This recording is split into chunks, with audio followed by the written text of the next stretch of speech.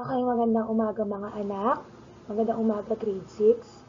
So, natapos na tayo sa uri ng pamahalaan na itinatag ng Amerikano nung tayo ay kanilang sinakop ang dalawang pamahalaan, ang pamahalaang militar na pinapamunuan ng gobernador militar at pinalitan ng pamahalaang sibil pagkatapos ng 3 taon na pinamumunuan naman ng gobernador sibil. Pinag-aralan din natin yung dalawang patakaran na ipinatupad ng mga Amerikano, ang pasifikasyon at kooptasyon. Ang pasifikasyon ay ginawa para sa mga Pilipinong lumalaban sa mga Amerikano, ang kooptasyon naman ay ipinatupad para sa mga Pilipinong tinanggap ang patakaran agad ng mga Amerikano kung saan binigyan sila ng pagkakataong mamuno sa pamahalaang sibil at bumoto yung mga lalaki na may edad 23 taong gulang. Sa patakarang pasifikasyon naman, merong mga batas na ipinatupad ang mga Amerikano. So, meron tayong tinatawag na batas sedisyon, kung saan ito ay batas ay pinataw sa mga tao o mga Pilipinong lumalaban pa sa Amerika. So, nire-review ko lang kayo, ang kaparusahan sa batas sedisyon ay habang buhay na pagkakakulong o kamatayan. So, meron din naman tayong batas de konsentrasyon kung saan ito ay ginawa para mahuli yung mga gerilya na nasa bundok. Yung mga Pilipino na nasa liblib na lugar o sa mga kabundukan ay ipinababa patungo sa bayan o pueblo para mabilis nilang makita sino-sino ba yung mga gerilya. Okay. So, meron din tayong tinatawag na batas sa watawat kung saan pinagbawal ang pagwawagayway ng watawat ng Pilipinas. Okay po? Meron din naman tayong tinatawag na batas sa brigansya o brigandage kung saan pinagbabawal ang pagsali sa mga grupo o organisasyon na lumalaban sa Amerika. So, yun yung last time na ating pinag-aralan. Sana nasagutan nyo na yung activity quiz na pinauwi ko sa inyo. Okay? So, ngayon, meron tayong bagong lesson. Ito naman yung mga impluensya ng Amerika sa ating edukasyon. So, naging prioridad ng mga Amerikano na bigyan tayo ng tamang edukasyon nang sila ay manakop sa atin. Okay, so, bago tayo tumungo sa edukasyon, nais ko lang malaman nyo na yung mga Pilipino nagkaroon ng tinatawag na colonial mentality or colonial na mentalidad. Ito yung pagtangkilik o pagkagusto sa imported na bagay kaysa sa gawang Pinoy.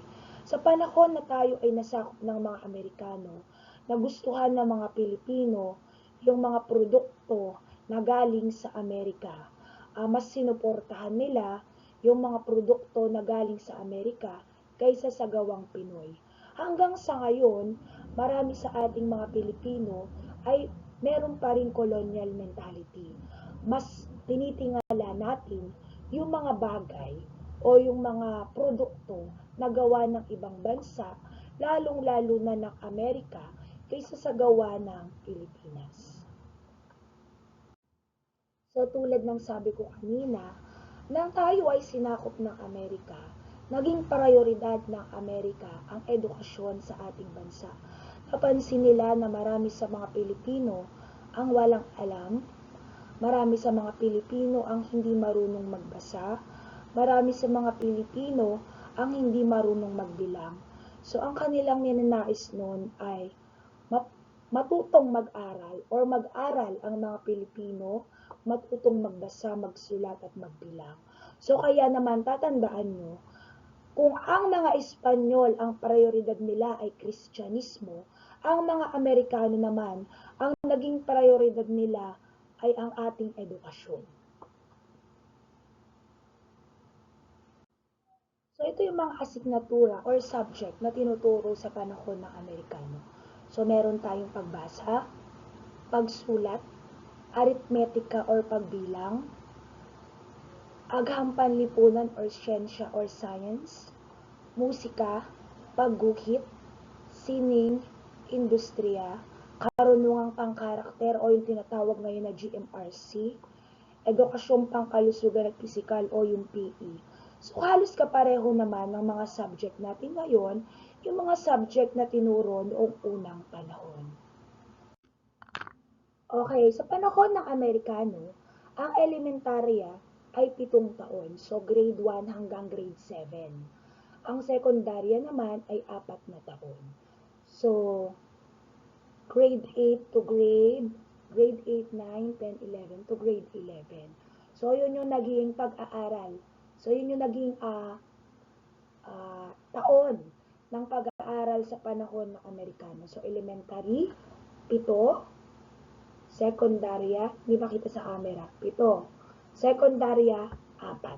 Okay pa?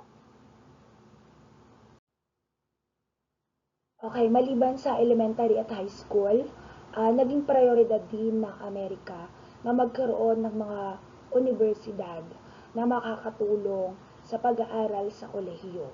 So, nagbukas sila ng paaralang normal para sa mga guro, bukasyonal, para dun sa mga parang TESDA ngayon, yung pagtuturo ng mga pananahi, pagtuturo ng mga food and beverages, pagwe-waitress, pagme-mekaniko, paggawa ng aircon. So, sa panahon na yun, wala namang aircon, no? Binibigyan ko lang kayo ng example ngayon. Ano yung mga vocational course? Pansakahan, or agrikultura, at pangangalakal o trade. Trade. So, yan. Yan yung mga paaralan na binuksan nila sa panahon ng Amerikano. Nung wala pang guro na naipapadala ang Amerika sa ating bansa, pansamantalang pumalit muna ang mga sundalong Amerikano. Okay po? So, habang wala pang teachers na pinaprovide ang Amerika noon, so mga sundalong Amerikano muna yung naging guro ng mga Pilipino. Okay. So, ang tawag sa mga guro na ipinadala ng Amerika sa ating bansa ay Thomasites. Again, Thomasites. Bakit Thomasites? Ipinangalan ang kanilang name sa barkong sinakyan nila. Ang barkong sinakyan kasi nila ay ang barkong SS Thomas noong Agosto 23, 1901. So kaya naman yung mga guro na ipinadala sa Pilipinas ay tinatawag na Thomasites. So sabi nila, 600 Thomasites ang nagsilbing guro ng mga Pilipino. So, ang mga ipinadala talaga ay 509 guro, 368 na lalaki, at 141 na babae. Okay po?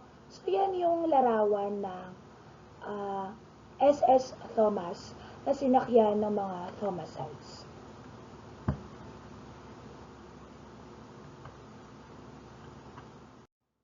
Ayan, yan yung mga larawan ng mga Pilipino. Nakita niyo yung picture nila?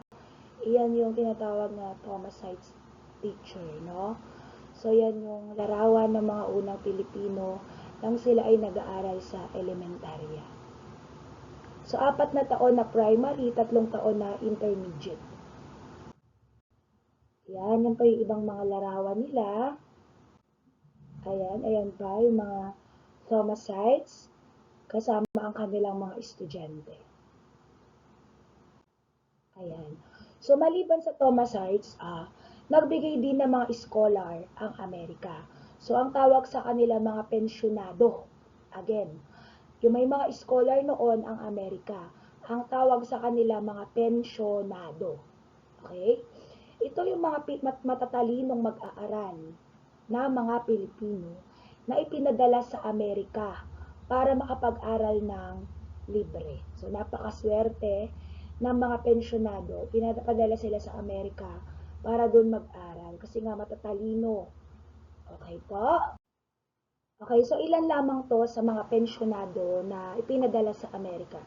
So una, naging judge or naging hukom sa korte, si Jose Abad Santos, si Francisco Benitez na naging guro, si Dr. George Bacobo na naging Universidad ng Pilipinas, presidente, si Dr. Francisco Delgado na naging isang dating senador at ambasador. So, yung mga ipinadala sa Amerika ng mga pensyonado, nang umuwi sila dito sa Pilipinas, naging asset sila o naging mabuting mamamayan ng Pilipinas.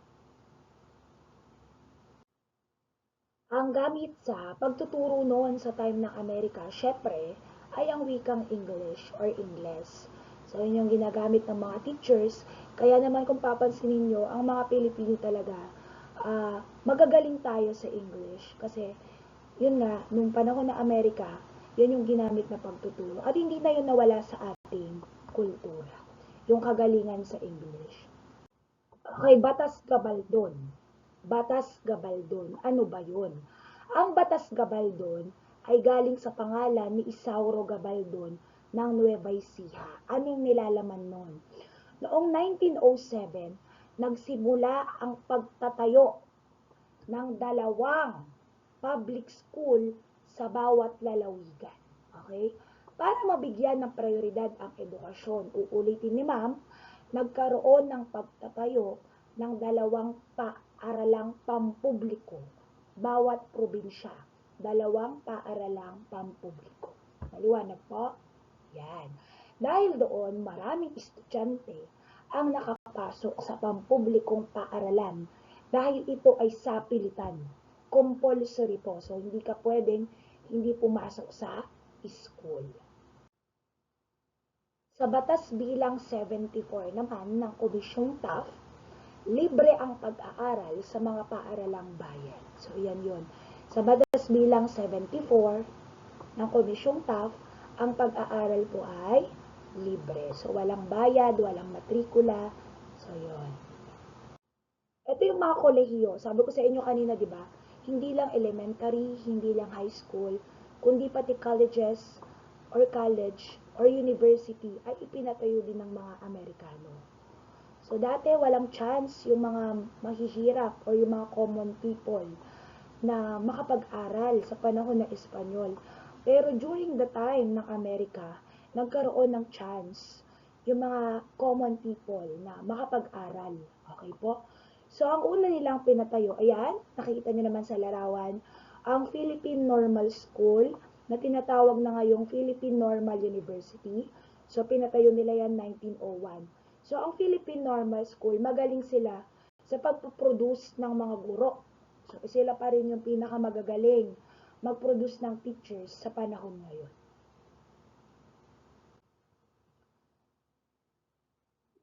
Sunod ang Silliman University. Matatagpuan naman yan sa Mindanao. So, pinatayo rin yan 1901. Magagaling din.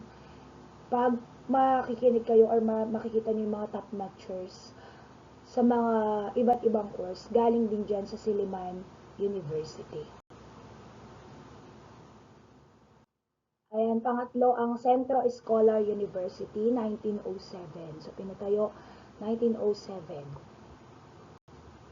Next. Ayan yung larawan ng Centro Escolar sa ngayon, ha? Sunod, syempre, ang isa sa pinakasikat na paaralan sa ating bansa, ang UP. So, marami na yung branch ngayon, pero noon, ang Universidad ng Pilipinas sa Diliman, 1903. So, yan. Ayan, nagpuproduce yan ng mahuhusay at magagaling na mga estudyante, no? Kapag graduate ka dyan, ikaw yung hahabulin ng trabaho. Hindi ikaw ang maghahanap ng trabaho. Kaya sana, pag kayo ay lumaki, makapag-exam kayo dyan sa UP at pumasa sana kayo. Kayang-kaya nyo yan mga anak. So, yan. Meron din ang Universidad ng Pilipinas, 1913. So, karaniwan, nasa Manila halos yung mga colleges o university na pinatayo ng Amerika. Meron din ang Philippine Women's University, 1919.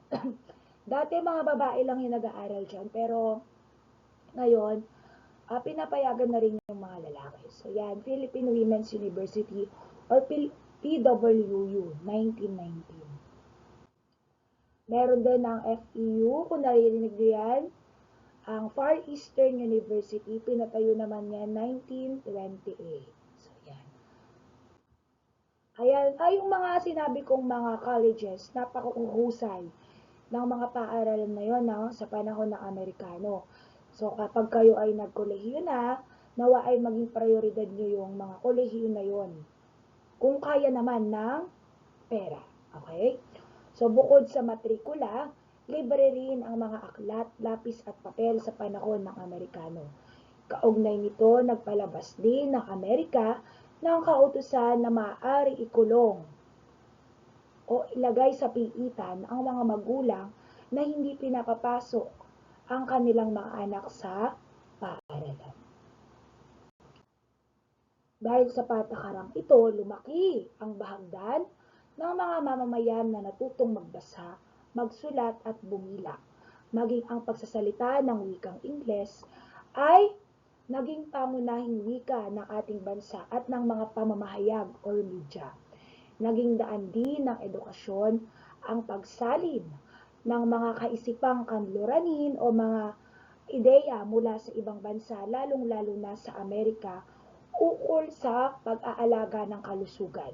So maliban sa edukasyon, naging prioridad din ng Amerika ang ating kalusugan o health at ang pagpapanatili ng kalinisan upang makaiwas sa mga sakit. So yun yung ating lesson ngayon. So after nyong mapanood ito, magpapadala ako ng activity para makita ko naman kung natutunan nyo talaga ang ating pinag-aralan ngayon. So yun lang. Maraming salamat class. Maraming salamat sa pakikinig. At thank you. Hintayin nyo na lang yung activity ko. Thank you. Bye-bye.